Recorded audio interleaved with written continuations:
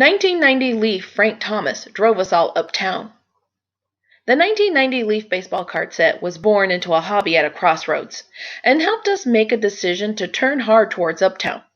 And although we didn't realize it at the time, a second series card of a young guy named Frank Thomas would change the hobby hot list for years to come. By the summer of 1990, Upper Deck had established itself as a new sort of card, a premium card that came in a Mylar pack and featured amazing photography front and back, and thick blazing white cardstock, and for heaven's sakes, holograms. Though we were skeptical of Upper Deck and its outrageous price point of 99 cents in 1989, enough of us bought into the novelty early on to send those packs skyrocketing out of the gate, $2, $3, $5, before the year was out. The next spring, 1990 that is, Upper Deck was back and super popular. But Topps, Fleer, and Donruss, and Score I guess, were also back, offering the same thing as always. Okay quality cards that you could buy for pretty cheap, and that were always available to just about everyone who wanted them. But then, as the summer months rolled around, the news rumbled through the hobby. Donruss was going to take on Upper Deck head on by producing its own premium brand. In particular, they were dusting off the Leaf name that had been a vital part of the small hobby right after World War II, which Donruss had used for their Canadian version of their base set in the 1980s. The 1990 Leaf set, though, would be very Upper Decky. Clean design, premium cardstock and photos, premium price point, and limited supply. It sounded great.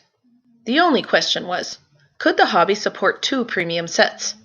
As with Upper Deck the year before, many collectors were skeptical, and many decried the arrival of Leaf as another death knell for the whole shebang. But by and large, though, we were curious. And there was plenty to pique our interest in just Series 1 alone, thanks to a rookie card class that included the likes of Eric Anthony, Marcus Grissom, Delino DeShields, John Olerud, Ben McDonald, and Sammy Sosa. Overall, the general reception of Leaf was solid, even if dollars weren't flying out of wallets to load up on the stuff. A pack or two here or there would suffice for most collectors.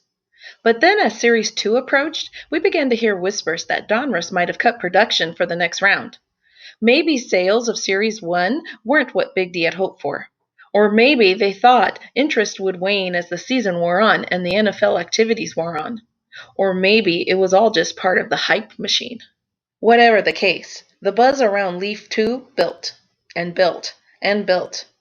By the time they finally arrived, we were fairly frenzied. Indeed, whatever dealer popped down a box of Leaf cards on the table that summer, the whole room funneled that direction like a river through a sinkhole. It helped that David Justice had a card, a rookie card in the series, and that he was on his way to winning Rookie of the Year honors in the National League.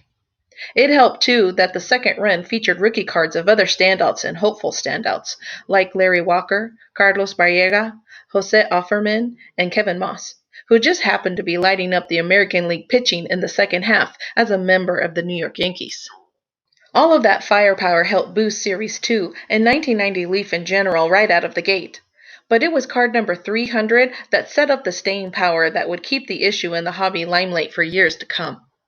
Barely a year after the Chicago White Sox made a 7th overall pick in 1989 draft, Frank Thomas made his debut on the South Side in August. It was an auspicious debut, too, featuring a .330 batting average, 7 home runs, and 31 RBI in 240 plate appearances across 60 games. That exhausted Thomas's rookie eligibility, while leaving him too short on playing time to garner any Rookie of the Year consideration. But none of that seemed to matter to the 22-year-old. The next year, Thomas served notice that he was no fluke, putting up his first monster season and establishing himself as the Big Hurt.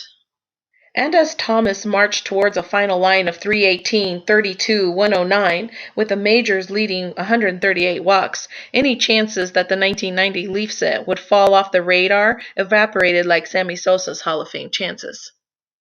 Though Thomas marched straight towards Cooperstown, and that 1990 Leaf card blew the mercury out of the hobby thermometer.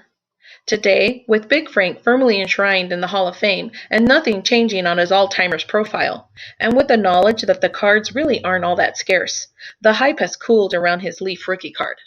Still, it's a hobby classic that brings around $30 in PSA 8 condition, stepping up to around $60 for a PSA 9 and more than $400 for a perfect 10. And without a doubt, the 1990 Leaf Frank Thomas rookie card helped us make an irreversible turn towards the upscale, for better or for worse.